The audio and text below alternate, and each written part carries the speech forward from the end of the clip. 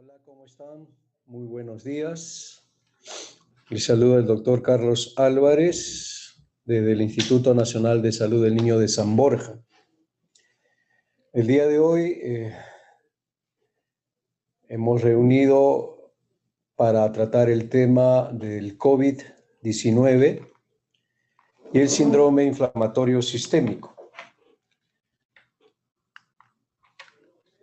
Primero que nos hemos planteado es recordar nuestra línea de tiempo en relación a esta enfermedad. Recordar que este COVID-19 está conviviendo en el planeta hace 6 meses. Todo empieza a finales de diciembre del año pasado, como sabemos, en China, donde comienzan a registrarse un número de casos frecuentes en relación a un problema respiratorio severo. No es sino hasta el 3 de enero de este año donde la Organización Mundial de la Salud oficialmente emite un comunicado oficial sobre este problema que venía ocurriendo en China. Y posteriormente a eso han ido apareciendo los casos. Los primeros casos reportados en Europa ocurrieron en Alemania para el 28 de enero, los primeros casos en África para el 14 de febrero. En América Latina, los primeros casos fueron reportados con fecha 26 de febrero en Brasil y con fecha de 27 de febrero un brote importante ocurre en España. Para nosotros en Perú, nuestro primer caso de COVID-19 ocurre el 6 de marzo. Esto es lo que ha venido ocurriendo con esta enfermedad que inicia en China y se expande rápidamente por el mundo, haciendo que el 31 de enero del 2020 la Organización Mundial de la Salud declara una emergencia internacional por la pandemia. Ya estaba en más de un continente y plantea el problema de la pandemia. Dentro de este contexto del COVID, ¿qué ocurre desde el punto de vista de la afección en niños?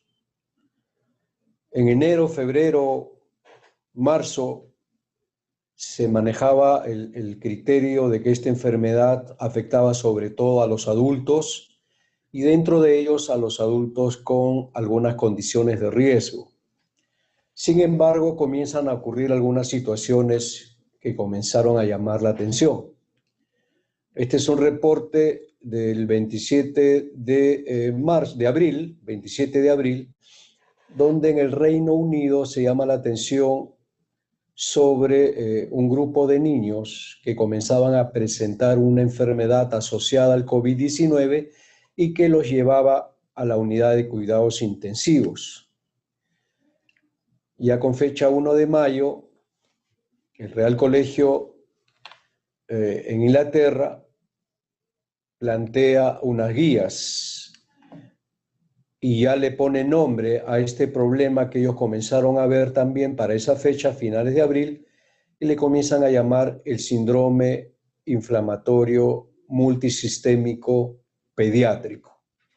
Y proponen una definición de caso que considera en primer lugar un niño con fiebre persistente y signos de inflamación asociado a una disfunción de más de un órgano o sistema, con criterios completos o parciales de enfermedad de Kawasaki. Aquí ya se comienza a mencionar la enfermedad de Kawasaki como un problema asociado a este tema. El segundo punto en esta definición de caso fue la exclusión de cualquier otra causa microbiana y, como tercer punto, un diagnóstico positivo a la presencia del SARS-CoV-2, sea por prueba molecular o sea por prueba serológica. Esto fue el primer reporte donde establece una definición de caso para esto que ya para el 1 de mayo comenzó a denominarse como el síndrome inflamatorio multisistémico pediátrico. Y ahí en más que ha ocurrido. Esta fue una reunión de expertos en terapia intensiva, de cardiólogos, de reumatólogos y de otros especialistas en Europa para el día 2 de mayo, que llaman la atención también sobre este síndrome. Ellos que concluyen, decían para esa fecha 2 de mayo, en los últimos 2 meses en Europa y en la costa este de Estados Unidos, niños están desarrollando un síndrome inflamatorio severo asociado temporalmente al COVID-19. Recomendamos a todos los cuidadores de niños, decían entonces, asuman la definición de caso propuesto por el Real Colegio de Pediatras en el Reino Unido, esa que acabamos de señalar. Niños con este síndrome pueden deteriorarse rápidamente y requerir un manejo multidisciplinario. Los médicos tratantes deben a la brevedad investigar por marcadores de inflamación y requiere la realización de ecocardiograma seriado.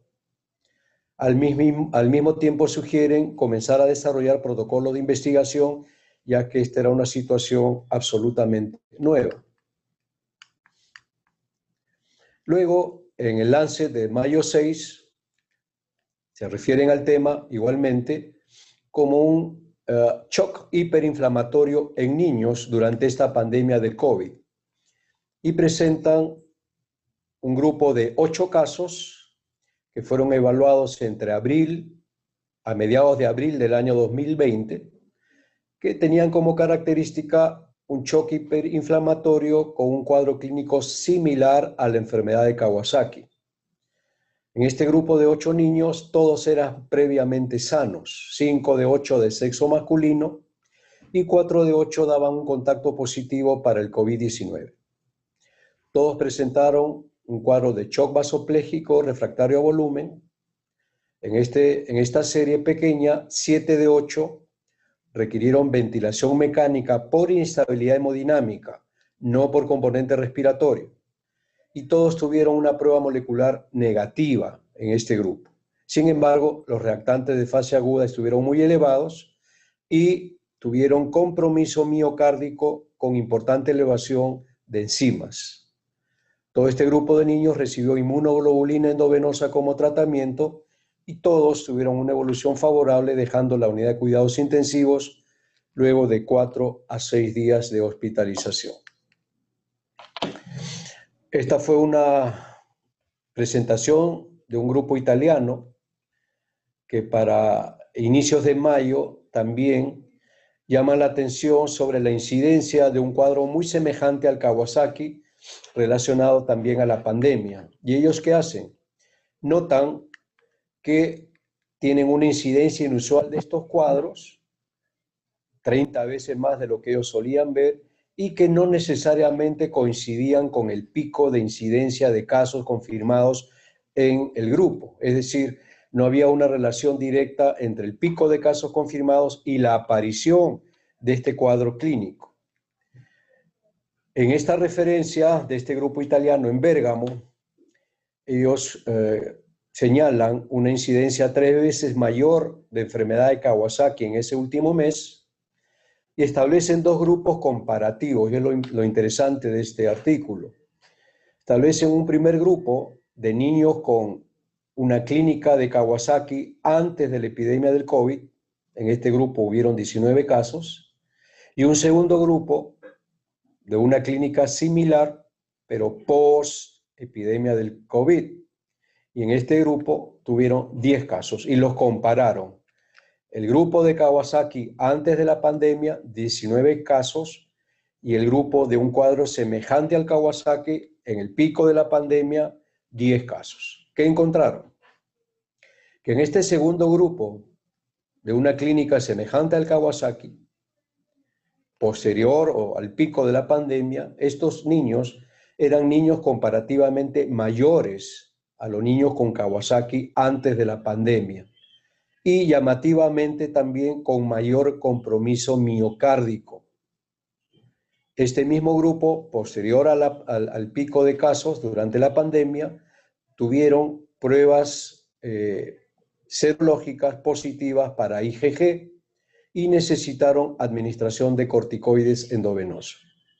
Concluyen ellos que esta pandemia del SARS-CoV-2 se asoció con una alta incidencia, ellos llamaron, de una forma grave de enfermedad de Kawasaki. El American College de Cardiología para mayo 15 también toma nota de lo que venía ocurriendo y señala recomendaciones y unas guías para lo que es el síndrome hiperinflamatorio pediátrico. Ya la Organización de la Mundial de la Salud eleva un informe científico llamando la atención también sobre este síndrome inflamatorio multisistémico en niños y adolescentes asociados al COVID-19.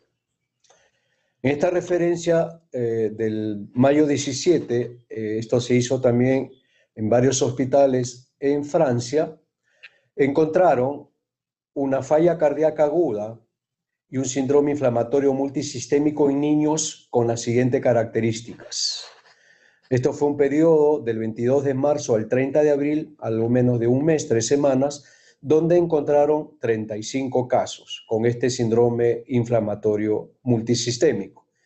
La edad promedio en este grupo fue de 10 años, 28% de ellos tenían alguna comorbilidad, sin embargo, ninguno tenía cardiopatía previa, 17% tenían obesidad como comorbilidad asociada, 13 de 35 casos reconocían contacto con COVID-19, la gran mayoría tenía como signo clínico la fiebre y, en forma muy llamativa, 80% de este grupo tenía síntomas gastrointestinales.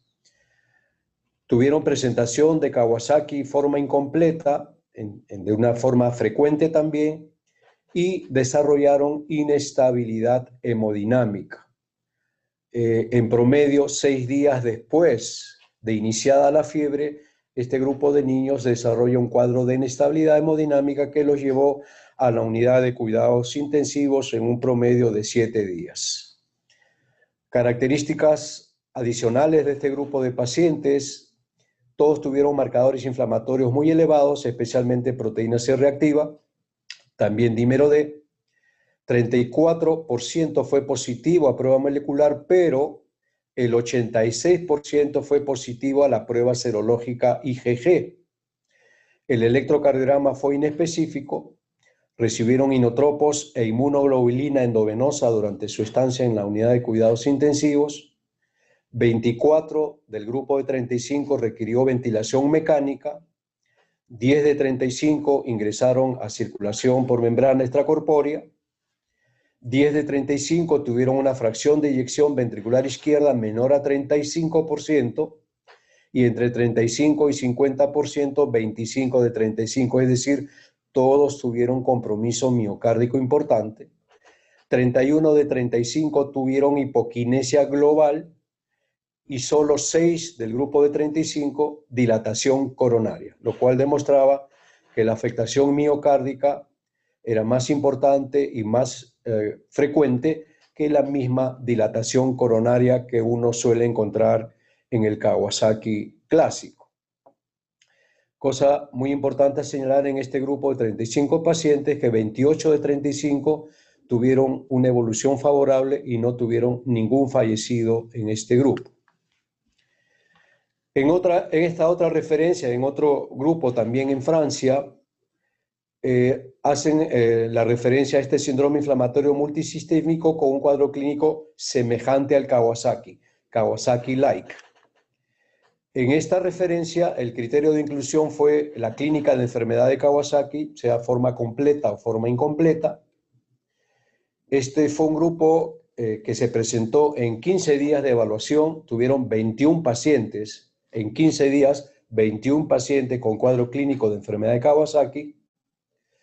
Todos estos niños habían estado en confinamiento domiciliario, la edad promedio fue de 7.9 años, 76% tuvo evidencia de miocarditis con compromiso de la fracción de eyección.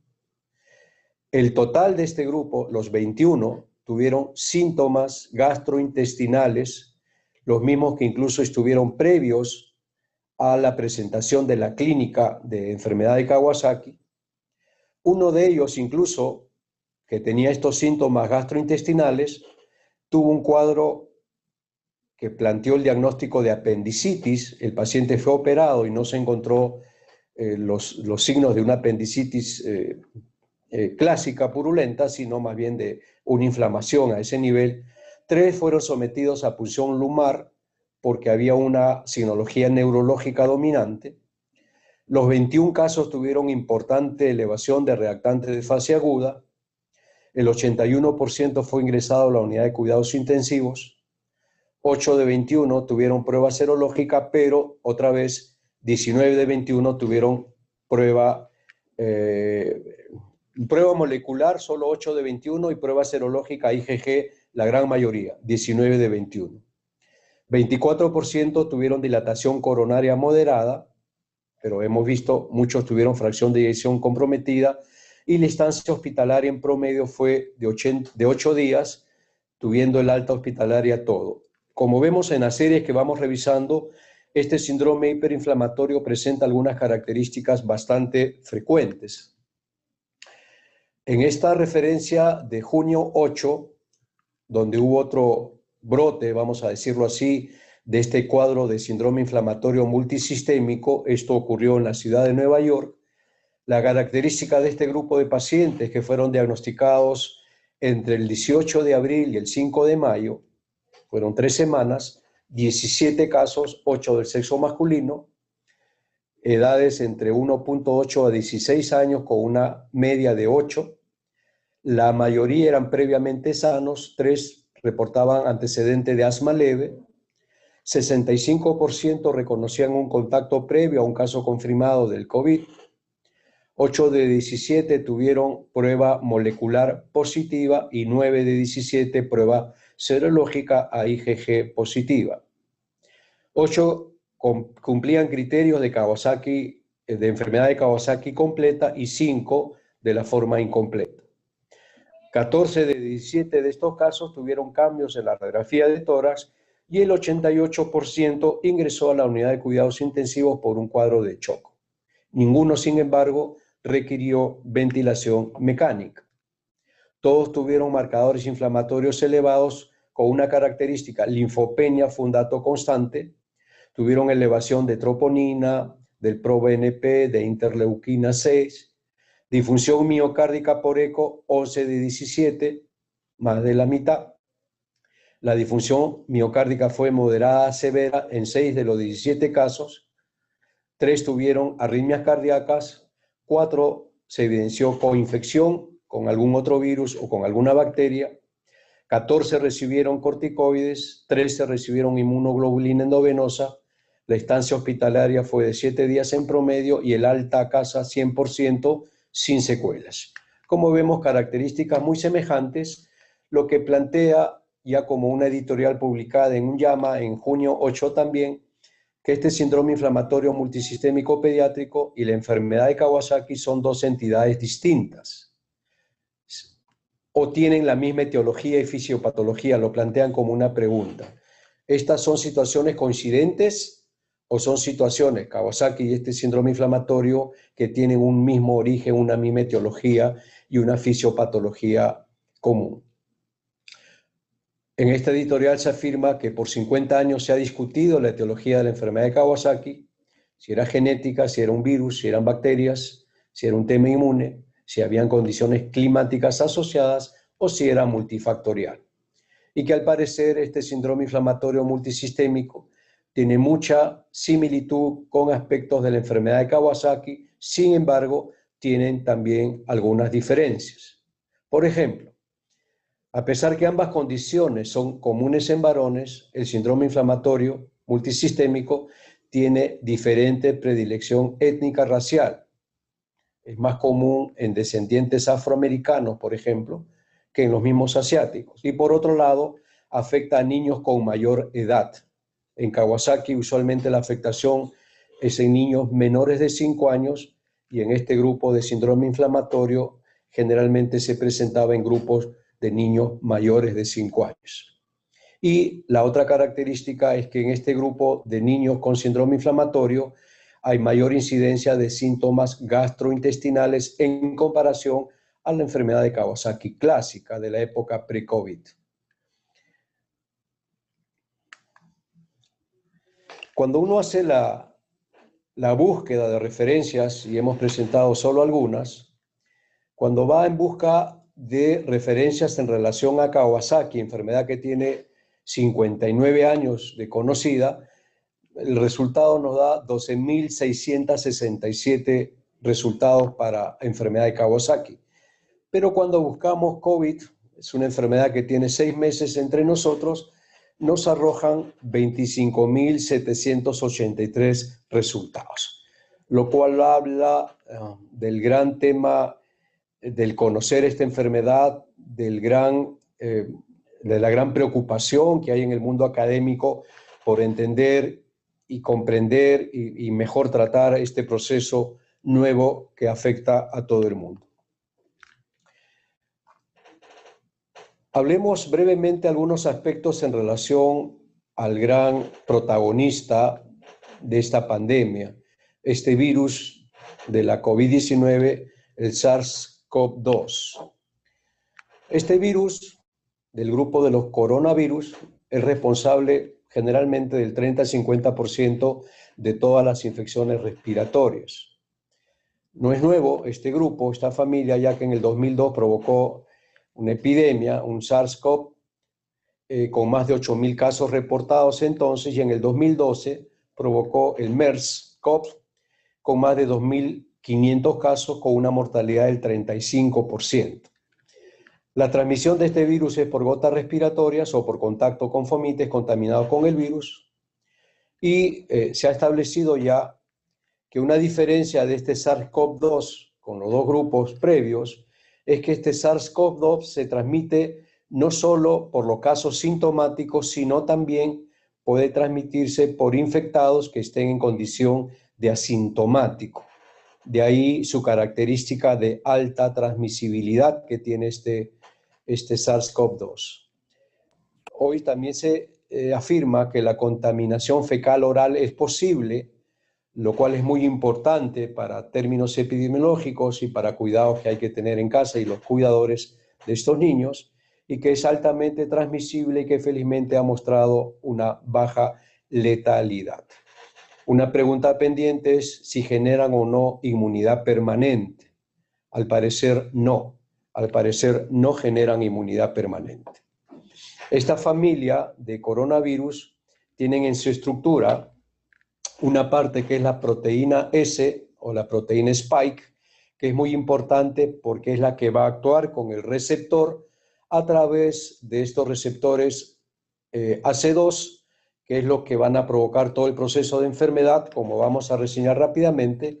Ingresa el coronavirus y ingresa justamente por su unión con este receptor AC2, ingresa a la célula donde va a favorecer su replicación y su posterior diseminación, provocando el daño inflamatorio que sabemos hoy día este virus provoca. En resumen, la acción de este virus al ingresar al organismo por la vía respiratoria interactúa a nivel de la membrana alveolo-capilar, se incorpora al endotelio a través de estos receptores AC2 ubicados no solo en el pulmón, pero a partir de ahí es que ocurre su diseminación, provocando el daño vascular, cambios procoagulatorios y el severo cambio inflamatorio que hoy conocemos. Esto a diferentes niveles, provocando finalmente lo que hoy día se denomina la tormenta de citoquinas, que es esta respuesta inflamatoria severa multisistémica que la podemos entender como inicialmente una alteración de la membrana alveolo-capilar, una disfunción endotelial, una respuesta inflamatoria sin control, una infiltración de células inflamatorias a diversos órganos, una activación de la cascada de coagulación que puede conllevar a una coagulación intravascular diseminada y a esta tormenta de citoquinas que finalmente condiciona una falla orgánica múltiple. El tema de la disfunción endotelial es muy importante y podría ser la explicación por qué ese grupo de riesgo, especialmente en adultos, los diabéticos, los obesos, los hipertensos, tienen una mayor afectación, ya que ellos ya tienen daño endotelial, que en este caso sería de alguna forma intensificada por este proceso que genera el virus.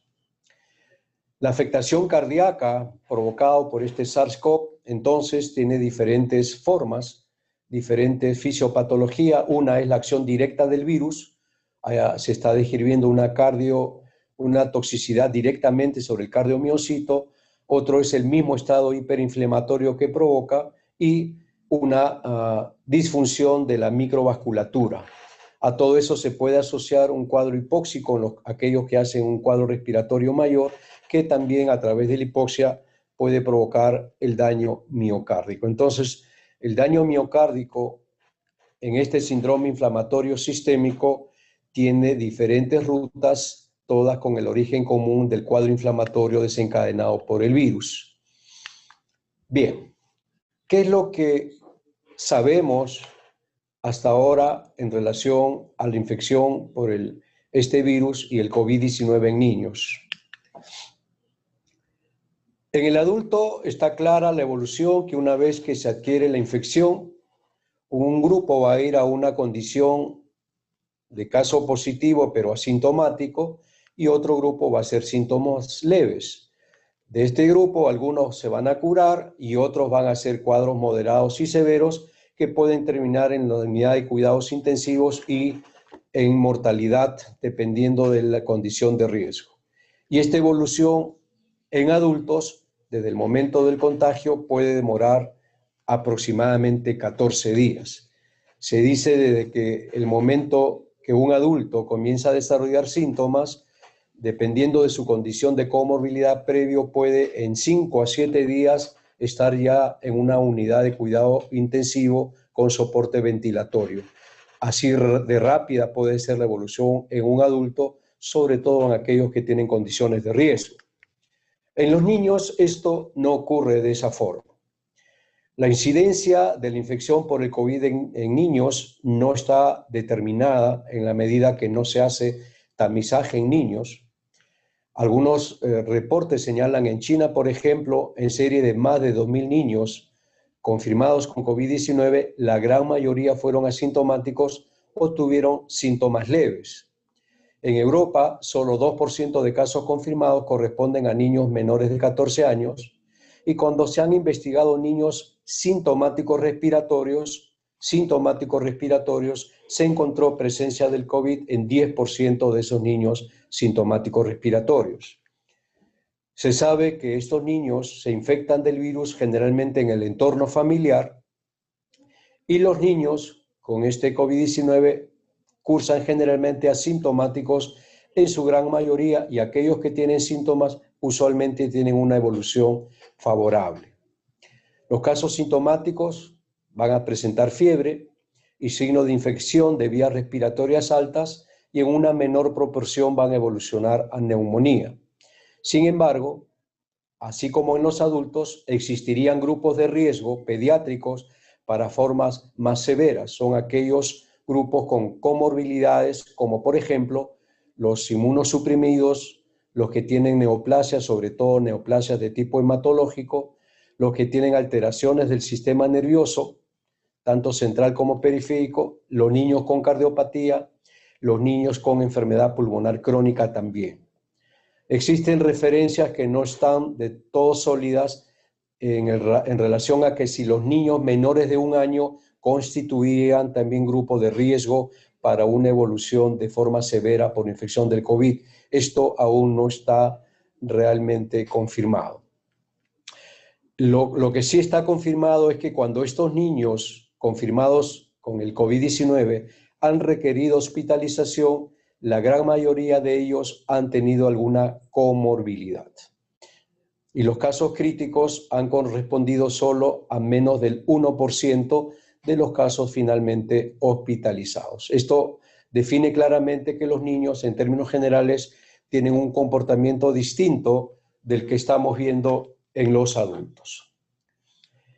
¿Qué es lo que sabemos de la afectación del COVID-19 en los neonatos?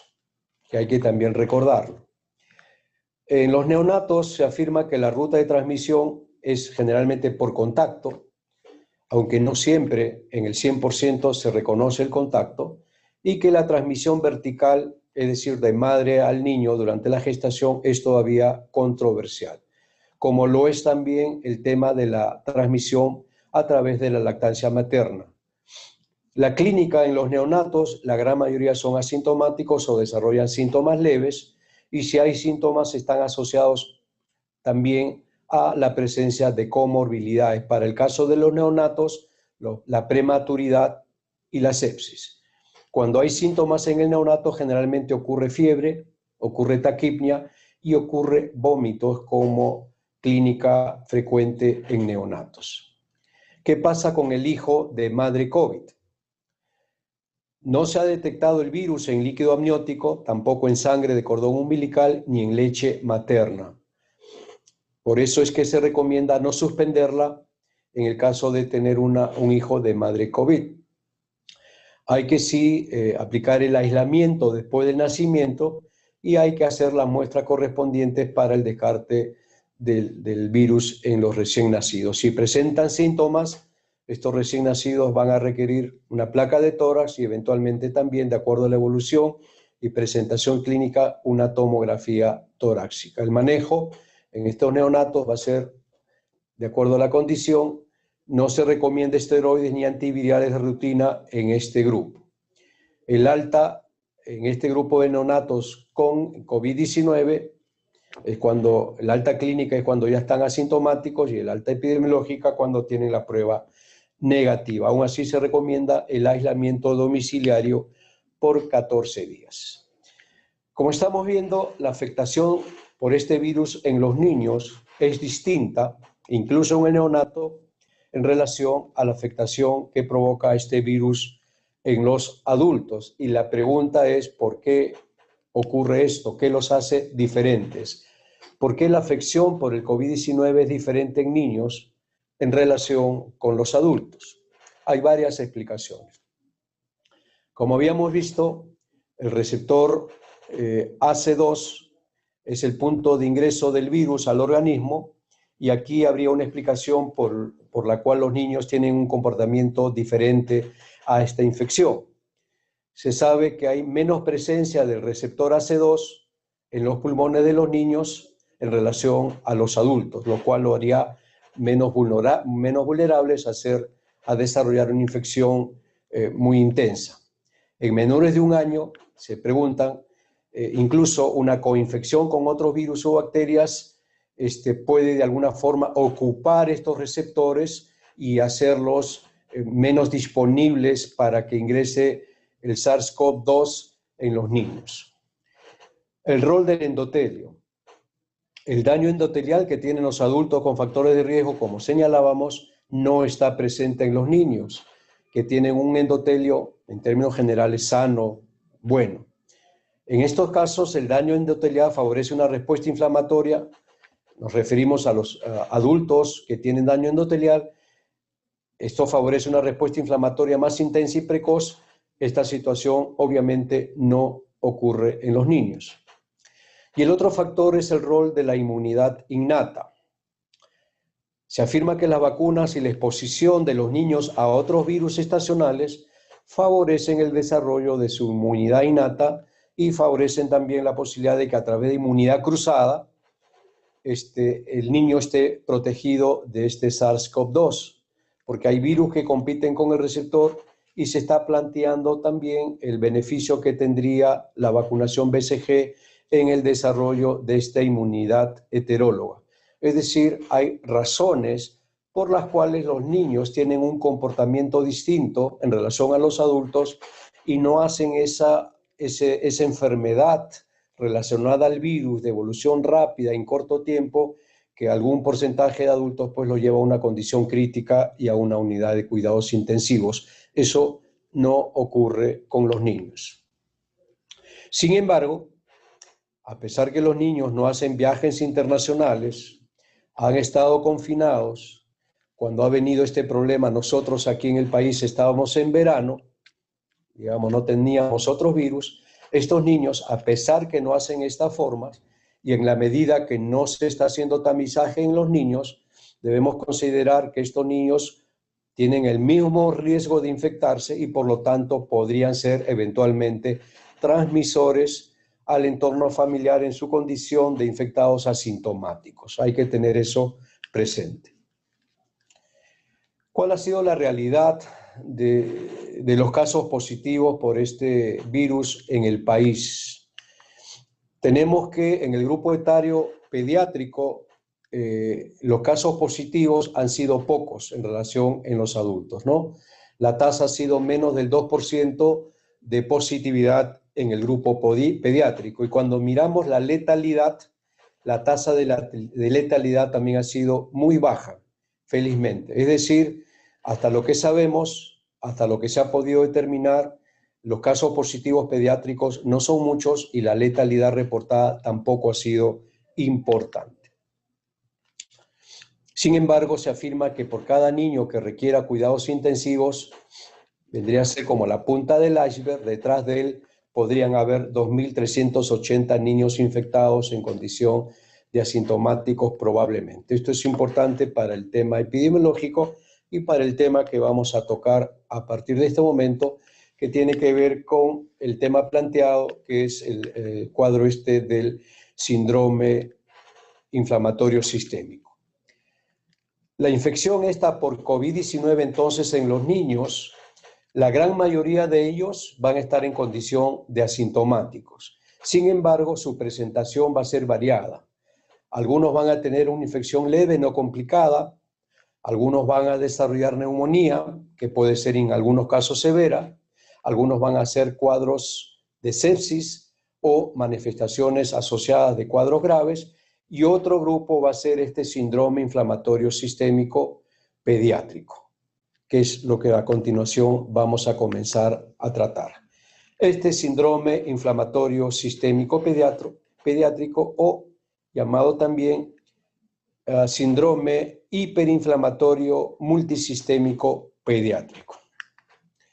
La literatura sajona también está denominando de diferente forma este síndrome. Aquí están algunas de las denominaciones que se le ha dado esto para tenerlo presente al momento de la búsqueda y para no confundirnos. En realidad todo esto se está refiriendo a lo mismo. Algunos le llaman síndrome sistémico inflamatorio pediátrico, otros le están llamando shock hiperinflamatorio, otros le llaman enfermedad Kawasaki-like, parecida al Kawasaki, otros le están llamando síndrome inflamatorio multisistémico pediátrico y últimamente en Francia le están llamando el Kawa-COVID, ya como una forma concreta y resumida de llamar a este cuadro inflamatorio sistémico en los niños asociado al COVID-19. ¿Qué pasa con este síndrome inflamatorio sistémico pediátrico? Es un cuadro inflamatorio severo que está relacionado a esta pandemia provocada por el SARS-CoV-2 y que está mostrando una clínica muy semejante a la enfermedad de Kawasaki. Este cuadro inflamatorio sistémico pediátrico, el primer caso reportado fue en Estados Unidos el día 7 de abril y que tenía un cuadro clínico semejante a la enfermedad de Kawasaki, con síntomas respiratorios leves, con cambios radiográficos y con una serología positiva al SARS-CoV-2. Este cuadro inflamatorio que estamos conociendo, en realidad hace 2 meses, es más frecuente en el sexo masculino, generalmente en niños mayores de 5 años. Y acá el dato importante a tener en cuenta es que los países con mayor cantidad de casos confirmados, nosotros estamos en el 6º lugar hoy en el mundo, los países con mayor cantidad de casos confirmados han mostrado mayor incidencia de síndrome inflamatorio sistémico. Y esa es la preocupación que tenemos, y vamos a ver luego por qué, y esa es la razón por la que estamos planteando el tema, para poder socializarlo, comunicarlo y estar todos atentos, porque esta es una condición nueva, es una condición emergente, es una condición que puede ser grave y que por todo lo que estamos conociendo es una condición que nos va a tocar la puerta en las próximas semanas. Sí, para ellos es un mundo nuevo, poco a poco. La mortalidad de este síndrome inflamatorio sistémico, sin embargo, es muy baja hasta hoy y el diagnóstico temprano es muy importante. Tener en cuenta que la causa no es la acción directa del virus. No hay una coincidencia entre el pico de casos y el pico de aparición de este síndrome, ya que este síndrome estaría provocado por una desregulación de la respuesta inmune, es decir, es una reacción tardía a esta enfermedad del COVID-19. La evolución a largo plazo, es decir, las secuelas, aún está por determinarse. Hace 2 meses que están apareciendo los reportes, habrán 350 casos aproximadamente en el mundo y todos estamos aprendiendo juntos a reconocerla, a tratarla y luego a conocer qué va a pasar con esta enfermedad. Este síndrome inflamatorio sistémico pediátrico, entonces, es un espectro sindrómico que va desde un niño con fiebre y evidencia de inflamación sistémica, es decir, más de un órgano, gastrointestinal, piel, mucosas, sistema nervioso central, renal, pasando por niños que cumplen criterios para enfermedad de Kawasaki completa o incompleta, y en su forma más grave, pacientes con inflamación sistémica severa y shock. Es un espectro. Niño con fiebre, niño común con fiebre y evidencia de inflamación que a veces nos puede hacer pensar en otras opciones diagnósticas, niños que vienen con un cuadro parecido al Kawasaki o niños que vienen con una inflamación sistémica severa y shock. Todo ese espectro puede mostrar este cuadro. Y algunos grupos en el mundo han tratado de definir criterios. Así tenemos el Real Colegio de Pediatría en el Reino Unido, la Organización Mundial de la Salud y la Academia Americana de Pediatría, y han establecido criterios. Todos coinciden en el criterio de fiebre como el más importante, como punto de inicio, y de ahí en más la evidencia de afectación de más de un órgano o sistema. Hemos resumido los conceptos vertidos por estas 3 entidades de esta forma. Criterios diagnósticos para este síndrome inflamatorio sistémico. 1. La fiebre, que es una constante. Suele ser una fiebre alta, suele ser una fiebre que dura más allá de los 3 días, y una característica importante es que es una fiebre que suele ser resistente a las medidas estándar del manejo. Es decir, medios físicos baja y vuelve a subir, paracetamol baja y vuelve a subir y continúan 1, 2, 3, 4 días con fiebre. Segundo criterio, evidencia de disfunción de más de un órgano o sistema. Disfunción cardiovascular, evidencia de afectación gastrointestinal, hematológica, renal, neurológica o dermatológica. 3. Criterio diagnóstico de síndrome inflamatorio sistémico, exclusión de otras causas, especialmente causas microbianas bacterianas. 4. Marcada elevación de reactantes de fase aguda. Proteína C reactiva a la cabeza, velocidad de sedimentación, procalcitonina e interleuquina 6. Y evidencia de inflamación de esos órganos que hemos referido, troponina, dímero D, ferritina, deshidrogenasa láctica, con una característica de estos pacientes con este síndrome, linfopenia, además de neutrofilia. Y como quinto punto, la prueba diagnóstica, que suele ser la serológica más constantemente positiva que la molecular. Es decir, evidencia de anticuerpo IgG más que evidencia de la presencia del virus, lo cual reafirma la fisiopatología de este problema, que no está relacionada a injuria directa provocada por el virus, sino a una desregulación de la respuesta inmunológica. Por eso es que se presenta después del pico de los casos. Estos son los criterios entonces a tener presentes: fiebre, disfunción de más de un órgano, exclusión de otras causas, búsqueda de esta elevación de los reactantes de fase aguda, mirar especialmente linfopenia y la prueba diagnóstica generalmente serológica IgG positiva al SARS-CoV-2. La presentación clínica de este síndrome inflamatorio sistémico pediátrico, como veníamos señalando, fiebre, exantema, conjuntivitis e inflamación intestinal, dolor abdominal, con reactantes de fase aguda elevados y alteración de la coagulación. Un dato que hay que tener en cuenta, que aquellos pacientes que tienen comorbilidad y tienen infección a este SARS-CoV-2 y desarrollan este síndrome inflamatorio, suelen tener signos respiratorios previos como una característica que los diferencia en relación a los que hacen este síndrome inflamatorio y que no han tenido comorbilidad y que son previamente asintomáticos. Es decir, los pacientes que desarrollan síndrome inflamatorio sistémico por este virus y que tienen comorbilidad suelen venir acompañados con signos respiratorios previos.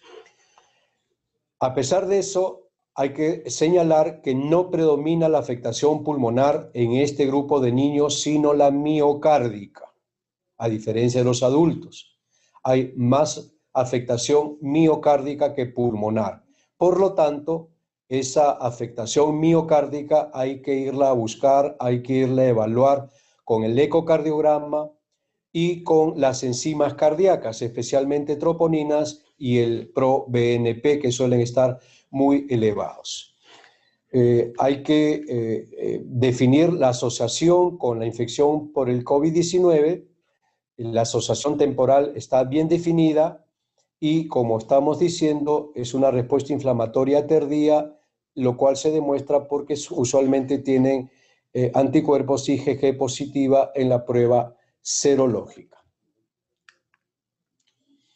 Esto es un resumen en un gráfico sobre este cuadro inflamatorio sistémico asociado al SARS-CoV-2 con una presentación que semeja una enfermedad de Kawasaki. Por eso le llaman el Kawasaki-like o el Kawa-COVID, como le están llamando ahora los franceses. Como vemos ahí, pueden haber signos neurológicos hasta en un 56% de casos, conjuntivitis, ojos rojos, labios rojos, lengua roja, como en el Kawasaki, signos respiratorios solo en el 12%, signos gastrointestinales, fíjense, en el 81%, síndrome febril en un niño con dolor abdominal y ojo rojo debe hacernos sospechar rápidamente de la posibilidad de este síndrome inflamatorio sistémico. Fiebre en el 100% de casos es el signo que no va a fallar. Adenopatía cervical, como en el Kawasaki, solo en el 37%, dilatación coronaria solo en el 19%, pero signos de miocarditis, incluso de formas severas, hasta en el 86%. La afección miocárdica es más frecuente que la afectación de la dilatación y los aneurismos coronarios, porque ahí el mecanismo, como hemos visto, es la misma infiltración miocárdica y el mismo daño inflamatorio al miocardio más que a la coronaria en sí. Y la otra característica es el edema palmar y plantar, que viene acompañado en las formas que vienen como Kawasaki incompleto. Este Kawa-COVID, entonces, fiebre, muy importante, signos gastrointestinales muy importantes y la afectación miocárdica. Alto grado de sospecha, entonces, todo niño febril con hipotensión, porque es un niño que ya está dando alguna evidencia de shock, con miocarditis, que vamos a sospechar en un niño que tiene taquicardia, sobre todo taquicardia no relacionada al grado de temperatura que tenga, al niño que tenga fiebre y algunos signos que recuerden al Kawasaki, al niño que tenga fiebre y tenga dolor abdominal con o sin náuseas, y al niño que tiene fiebre en este momento actual de pandemia COVID, que viene con cefalea, tos, odinofagia o trastorno del sensorio con letargia. Es decir, el mensaje está claro: en el momento actual de pandemia COVID, el niño febril hoy tiene que ser mirado de otra forma. Tiene que ser mirado poniendo por delante la posibilidad de que pueda estar desarrollando este síndrome inflamatorio sistémico pediátrico. Todas estas características clínicas, acompañadas por datos de inflamación, proteína C reactiva, procalcitonina, dímero D, daño miocárdico, la troponina, y con la prueba serológica positiva y la prueba molecular generalmente negativa. En emergencias, es solamente reafirmando lo que venimos diciendo, cuando sospechar un síndrome inflamatorio sistémico, todo niño que viene con un cuadro clínico de shock, todo niño que viene con un cuadro clínico de enfermedad de Kawasaki, o sea, todo niño con un Kawasaki incompleto hay que poner por delante el diagnóstico de síndrome inflamatorio sistémico asociado al COVID-19, y todo niño que venga con un cuadro febril, con síntomas digestivos, dérmicos, o si está asociado a hipotensión o a una taquicardia sostenida no proporcionada al grado de fiebre. Todo esto con o sin antecedente del contacto, porque el antecedente del contacto no está presente en el 100%, muchos van a tener prueba molecular negativa y prueba serológica IgG positiva.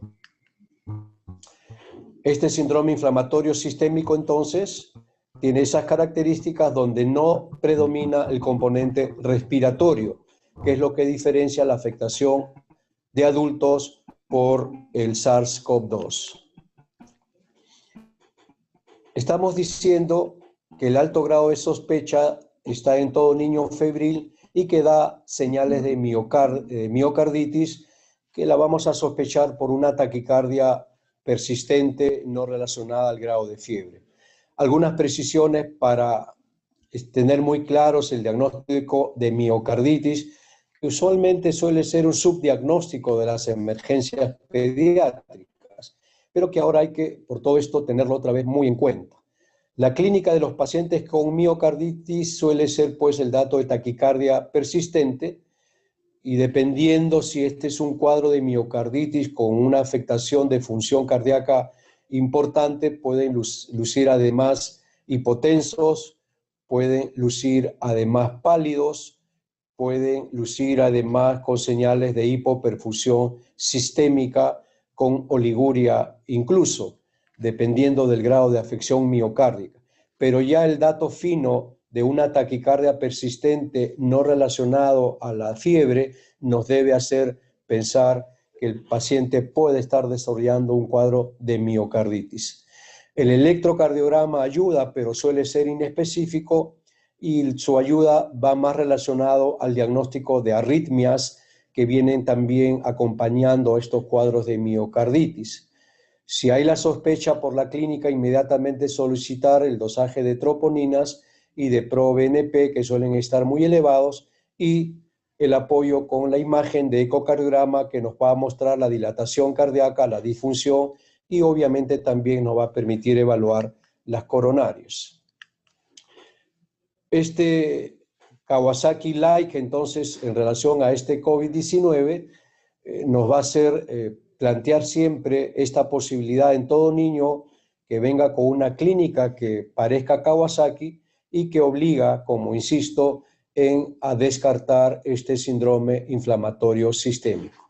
Esto cobra ahorita una importancia adicional, porque ahorita estamos todavía con el mensaje quédate en casa, cuídate mucho, y eso en un niño febril pudiera en todo caso afectar el diagnóstico oportuno.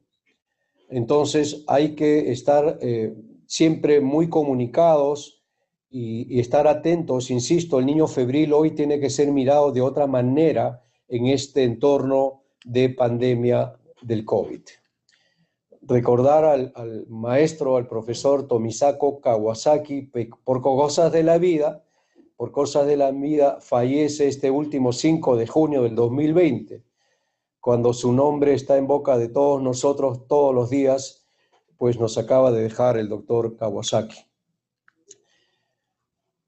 Todo esto de la pandemia, todo esto del síndrome inflamatorio sistémico, con un cuadro clínico que puede ser muy parecido al Kawasaki, ha hecho que comience a compararse el Kawasaki con lo que estamos viendo actualmente.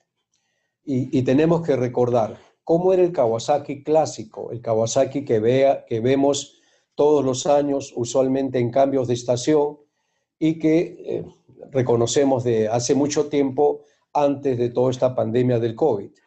Estos niños con Kawasaki clásico suelen ser niños menores de 5 años, usualmente traen formas completas, con ojos rojos, con labios rojos, con lengua aframbuesada, con palmas y plantas hinchadas y enrojecidas, con un exantema y con un ganglio cervical, además de la fiebre, como datos clínicos constantes.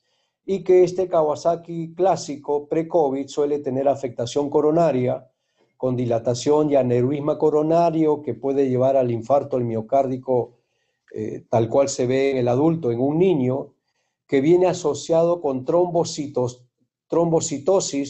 plaquetas más allá de 400.000, 500.000, que no reconoce un test diagnóstico, que es un diagnóstico esencialmente clínico, y donde uno no suele ver compromiso digestivo, donde estos Kawasaki clásicos tienen una respuesta adecuada al tratamiento que es con inmunoglobulina endovenosa, donde no hay una serología específica para el Kawasaki, donde usualmente no hay un cuadro de shock asociado y que suelen tener una mortalidad muy baja, sobre todo en esta fase aguda.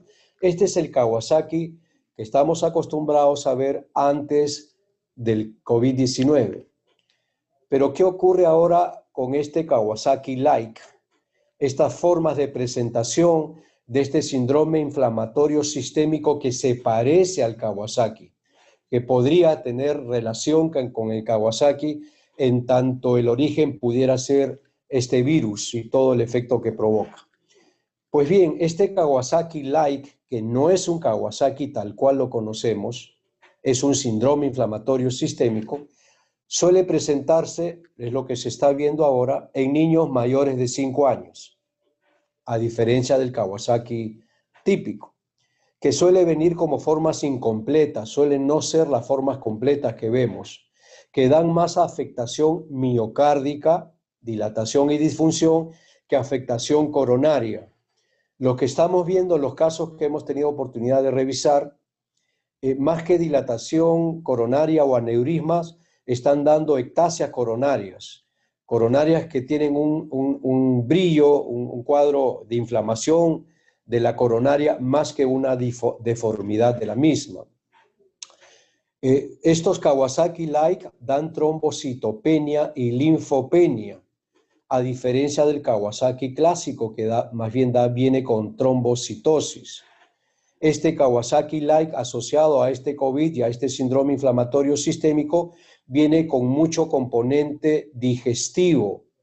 Muchos de estos niños con ojo rojo, con lengua roja, que recuerda al Kawasaki, vienen con dolor abdominal, vienen con náuseas, vienen con vómitos, cosa que no es común en el Kawasaki antes de la época del COVID.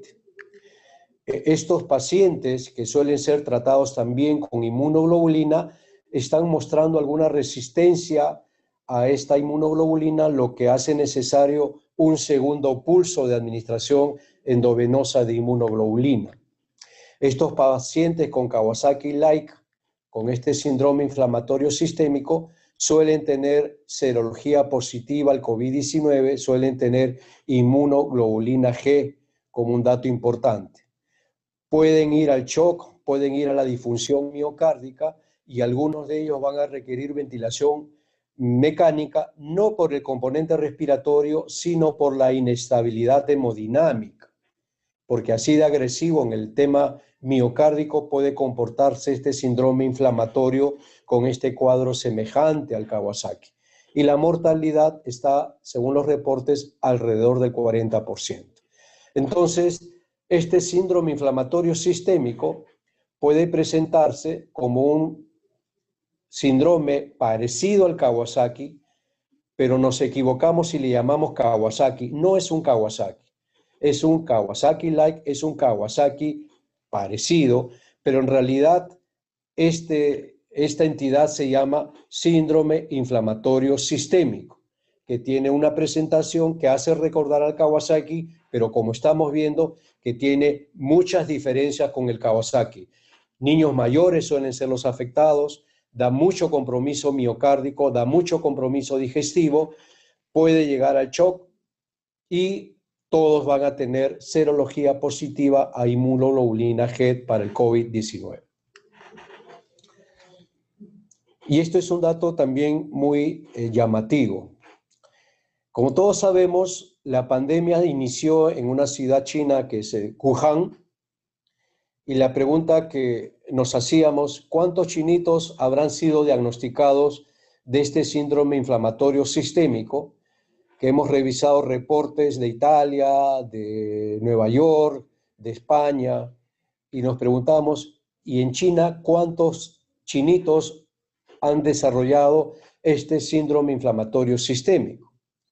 Y la respuesta es ninguno.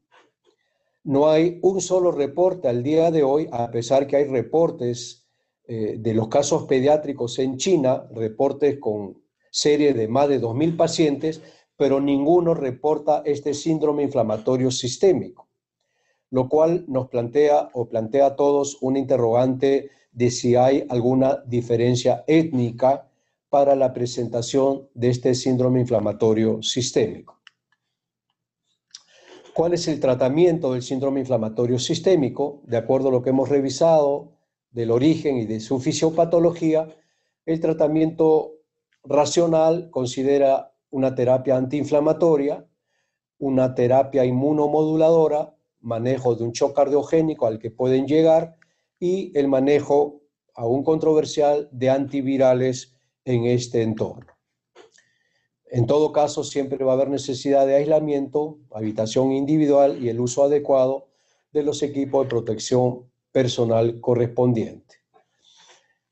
Puntos específicos del manejo: se maneja este cuadro inflamatorio, sobre todo estos que se presentan con este cuadro semejante al Kawasaki, con inmunoglobulina endovenosa 2 gramos por kilo, con metilprednisolona como terapia antiinflamatoria 1 a 2 miligramos por kilo día. Antibiótico terapia empírica es lo que recomiendan algunos grupos por la alta posibilidad de coinfecciones y se recomienda uso en el grupo europeo, ceftriaxona endovenosa o clindamicina si se sospecha de shock tóxico, y se recomienda asimismo suspender si los cultivos vienen negativos luego de 72 horas. Y van a requerir también protector gástrico. La aspirina como terapia antiinflamatoria complementaria a 80 a 100 miligramos por kilo, sobre todo si hay criterios de enfermedad de Kawasaki, y si hay persistencia de la inflamación, luego de la administración endovenosa de inmunoglobulina y de metilprednisolona, se recomienda el uso de antivirales, sobre todo el tocilizumab y el remdesivir, y que está todavía en fase de uso compasivo. Algunos también están asumiendo el uso de hidroxicloroquina con las recomendaciones que ya conocemos en relación al electrocardiograma seriado y a la medición del QT, no asociarlo nunca a acitromicina, y al uso de heparina de bajo peso molecular como profilaxis, sobre todo si el dímero D está muy elevado. Hay que señalar, sin embargo, que todos estos esquemas terapéuticos en la población pediátrica todavía no tienen el soporte de ensayos clínicos randomizados, todavía no tienen el soporte de serie de casos que demuestren su beneficio, pero en el momento actual de epidemia, el uso está siendo dado basados en el conocimiento de lo que se va teniendo y en espera de los resultados que establezcan de una manera definitiva el uso correspondiente. ¿Qué otras medidas en el manejo? Evitar la sobrecarga hídrica, estamos hablando de una disfunción miocárdica, un balance hídrico estricto, electrocardiograma al ingreso y cada 48 horas o en forma diaria, sobre todo si hay troponinas muy elevadas. Estos cuadros de disfunción miocárdica pueden desarrollar arritmias cardíacas y estas arritmias eventualmente pueden ser arritmias letales y hay que estar atentas a ellas. Un ecocardiograma al ingreso y al alta si el paciente tiene un curso estable y no hay cambios en el control inicial, y si el paciente está inestable, la evaluación ecocardiográfica tiene que ser más regular, cada 12, cada 24 horas para monitorizar el avance y respuesta al tratamiento. El alta de la unidad de cuidados intensivos cuando hay mejoría clínica y disminución de los reactantes de fase aguda con un paciente que está febril ya por más de 48 horas. Si hay sospecha de enfermedad de Kawasaki o si se evidencia alteración de las coronarias, debe continuar con la administración de aspirina a dosis de 5 miligramos por kilo por día por al menos 8 semanas. El seguimiento luego del alta, se recomienda mantener el aislamiento ambulatorio al menos por 14 días, aún en condición de asintomático. Si completa 2 pruebas moleculares negativas, ya no sería necesario este aislamiento. Consulta por cardiología pediátrica la primera y cuarta semana luego del alta y luego cada 3 meses durante el primer año. Consultas por pediatría, por infectología o por otras especialidades de acuerdo al cuadro clínico y mantener las precauciones estándar para el tiempo pandemia COVID que vivimos. Quiero ahora, casi al terminar, resaltar un aspecto. Este es un grupo de trabajo en España que comenzaron a hacer un seguimiento, un registro a los niños que comenzaban a desarrollar este síndrome inflamatorio sistémico. ¿Qué encontraron ellos? En las columnas en verde, hacia la derecha, encontraron que la incidencia de este cuadro de síndrome inflamatorio sistémico, el pico de incidencia de este cuadro inflamatorio sistémico no coincide con el pico de casos confirmados. Es decir, el pico de casos confirmados no coincide con el pico de cuadro de este síndrome inflamatorio sistémico. ¿Qué concluyen ellos? Que esto es la evidencia para considerar este cuadro como un cuadro postinfeccioso no relacionado a la actividad viral propiamente, sino a la respuesta inflamatoria tardía, a esa desregulación de la respuesta inmune. Por eso es que no coinciden, es un cuadro posterior. Por eso es que la prueba molecular que identifica el virus es negativa, mas no así la prueba serológica IgG, que la gran mayoría de ellos la tiene positiva. ¿Y por qué era importante ponerles esto a consideración?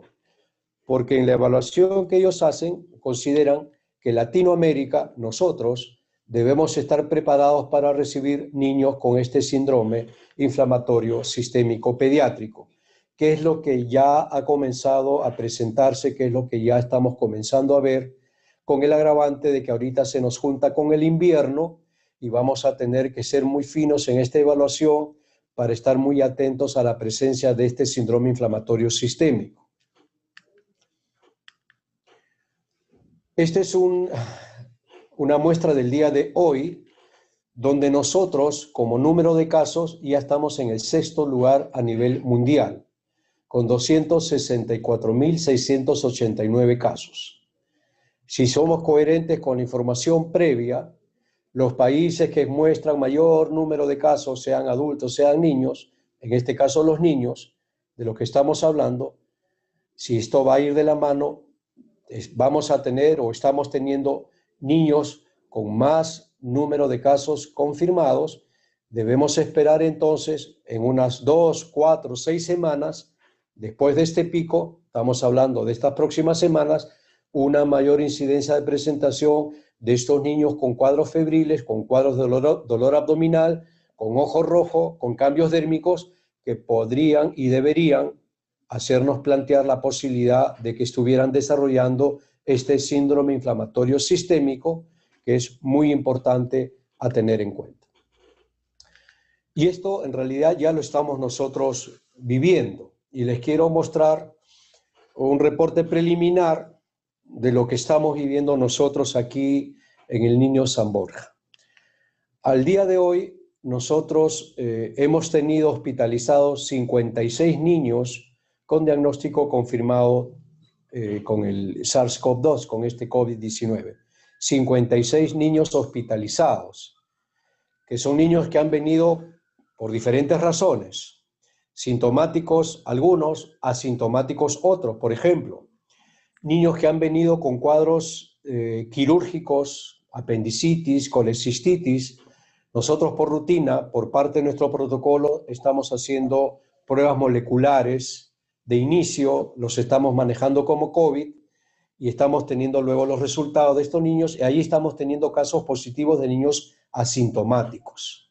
A la fecha ya hemos tenido hospitalizados 56 niños aquí en el Niño San Borja. De estos, 29 aún están hospitalizados al día de hoy, 58% han sido menores de 5 años. Esto es un poquito en contra de lo que hemos venido revisando, pero esto es así. Conforme los números irán aumentando, esto podrá irse aclarando. Y 36% han sido en el grupo etario de 1 a 5 años. 18% de estos 56 niños con COVID-19 en nuestro instituto han requerido ventilación mecánica. 7 pacientes han fallecido. Todos han tenido comorbilidad de este grupo de fallecidos. Dentro de este grupo con comorbilidad, incluso de estos grupos fallecidos, dentro de estos 7 niños fallecidos, la gran mayoría, 4, han tenido como comorbilidad un cuadro neurológico. Y hemos tenido 4 casos confirmados con síndrome inflamatorio sistémico. 56 niños hospitalizados con COVID-19, 7 han fallecido con COVID-19, hemos tenido 4 casos confirmados con síndrome inflamatorio sistémico. De estos casos con síndrome inflamatorio sistémico, estos 4 casos con síndrome inflamatorio sistémico, las edades de estos 4 niños han sido 3 meses, 2 años, 8 años y 14 años. Los 4 casos confirmados de síndrome inflamatorio sistémico han reconocido un contacto familiar positivo. Los 4 han venido con fiebre. 3 de 4, la gran mayoría, han referido dolor abdominal. Es un dato importante y corrobora todo lo que hemos revisado previamente de la literatura. 2 han sido del sexo femenino, 2 del sexo masculino. Los 4 han desarrollado dilatación cardíaca y disfunción miocárdica. Los 4 pacientes que hemos atendido han tenido esta presentación. La fracción de eyección ventricular izquierda ha oscilado entre 25% y 55%. Uno incluso tuvo evidencia de derrame pericárdico, aquel niño que tuvo disfunción severa con fracción de eyección de 25%, tenía además derrame pericárdico. La afectación coronaria en estos 4 casos solo estuvo presente en 2. En ningún caso hubo verdadero aneurisma. Hubo una coronaria que tenía un diámetro mayor al que le correspondía. A eso le llamamos ectasia coronaria. 3 de estos 4 casos han tenido solo serología positiva a IgG y un caso tuvo tanto prueba molecular como serología IgG positivas, pero los 4 han tenido IgG como un dato constante que corrobora también lo que hemos revisado de la literatura. Y a Dios gracias, los 4 pacientes, a pesar de todos los cambios importantes que han evidenciado en la afectación cardíaca, los 4 han tenido evolución favorable. Al día de hoy, ninguno está en cuidados intensivos. ¿Qué hemos aprendido entonces de este síndrome inflamatorio sistémico y qué cosa aún estamos por aprender? Lo primero, que este síndrome inflamatorio sistémico asociado al COVID-19 es una condición emergente, de momento poco frecuente, 300, 350 casos reportados a nivel mundial. Tan emergente y tan nueva es que aún no tiene código CIE-10, este síndrome inflamatorio sistémico.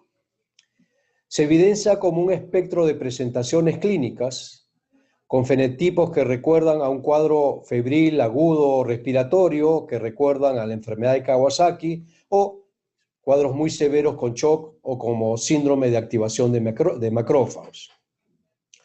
¿Habrán diferencias genéticas o étnicas? ¿Por qué los chinitos no han referido ningún caso de síndrome inflamatorio sistémico? ¿Por qué en los grupos reportados, por ejemplo, en Francia, un 30% son descendientes afroamericanos? Ahí hay un tema aún por definir. Está claro que más que una infección activa, es un cuadro desencadenado por una desregulación inmunológica, es un cuadro inflamatorio intenso con expresión digestiva y alteración cardiovascular importante, que a diferencia de los adultos, en el niño el pulmón no es el más afectado, y los niños que han entrado a ventilación mecánica, que no son la mayoría, lo han hecho por inestabilidad hemodinámica y no por el componente respiratorio, y que la afectación cardiovascular es la que determina su condición clínica de severidad. ¿Qué más hemos aprendido y qué más vamos a aprender? Al ser una condición clínica nueva, necesitamos tener un alto nivel de sospecha clínica para poder diagnosticarla. Insisto, en épocas de epidemia o de pandemia COVID, el niño febril tiene que ser mirado pensando en este síndrome inflamatorio sistémico. La signología digestiva, el dolor abdominal y los vómitos son muy frecuentes. Hay que conceptualmente tener clara la idea de que el síndrome inflamatorio sistémico no es una enfermedad de Kawasaki grave, que los marcadores de respuesta inflamatoria son muy importantes para el diagnóstico y hay que determinarlos rápidamente en cuanto tengamos la sospecha, que a Dios gracias, en términos generales, el pronóstico es favorable, con baja mortalidad. Los casos de mortalidad usualmente vienen asociados no solo al COVID, sino a otras comorbilidades pediátricas que ya se tenían. La pregunta que nos hacemos, si este síndrome inflamatorio sistémico pediátrico ha llegado para quedarse con nosotros con baja incidencia. La otra pregunta que nos hacemos, si esta infección por el SARS-CoV-2 genera inmunidad permanente. Al parecer no. Los reportes que hemos podido revisar ya están señalando que la inmunidad que genera no es permanente, que los anticuerpos se van perdiendo conforme avanzan las semanas, que al parecer aquellos infectados asintomáticos desarrollan menos inmunidad y menos duradera que aquellos que han sido sintomáticos intensos, donde la inmunidad al parecer es más duradera sin ser permanente, eso está por definirse, y que en todo caso todas estas dudas plantean la necesidad de tener un registro de casos, de participar y colaborar en estudios multicéntricos para de una vez aclarar e ir definiendo también aspectos pronósticos a largo plazo. Nunca hemos tenido una epidemia o una pandemia de enfermedad de Kawasaki. Tendremos una epidemia de síndrome inflamatorio multisistémico pediátrico. Eso lo podremos saber en las próximas semanas. Después de las tormentas siempre van a haber las calmas. Y alguien dijo, el verdadero viaje de descubrimiento no consiste en buscar nuevos paisajes, sino en mirar con nuevos ojos. Y es lo que estamos haciendo cuando nos hemos interesado mucho en este síndrome inflamatorio sistémico y su asociación con esta ya conocida enfermedad de Kawasaki, a la que hemos comenzado a mirar y a remirar y a mirar con ojos distintos a esta nueva enfermedad que nos está ahorita enfrentando esta pandemia. ¿Qué nos trata de decir esta relación Kawasaki-SARS-CoV-2? Este es un tema que, como hemos visto, tiene ocupado el mundo académico. Hay producción de revisiones todos los días. Algunos conceptos que los hemos señalado ya de alguna forma se van consolidando. Hay aún muchas tareas pendientes, pero hemos querido poner este tema para alertar a todos los que manejamos niños de esta posibilidad, a estar atentos en el diagnóstico oportuno. Está claro, insisto, que el niño febril en épocas de pandemia debemos mirarlo de una manera distinta y debemos estar muy atentos a esta posibilidad para inmediatamente hacer lo que corresponde para el diagnóstico y el manejo, ya que felizmente el pronóstico es bueno cuando se adoptan las medidas terapéuticas correspondientes. Esto ha sido toda la presentación. por el sistema de esta capacitación. Estamos dispuestos a poder resolver algunas preguntas. Ahí hay algún correo para algunas preguntas que puedan presentarse posteriormente. Sin embargo, aquí la coordinación me está alcanzando un par de preguntas. Voy a leerla. Una pregunta dice: el síndrome inflamatorio multisistémico con shock ¿tiene algunas semejanzas con el shock que se produce en enfermedad de Kawasaki? La respuesta es sí. Tiene algunas semejanzas, creo que lo habíamos desarrollado. Tiene algunas diferencias también. Lo que estamos hasta el momento conociendo entre este Kawasaki de época COVID y del Kawasaki antes del COVID, incluido el shock con Kawasaki, son varias cosas, ¿no?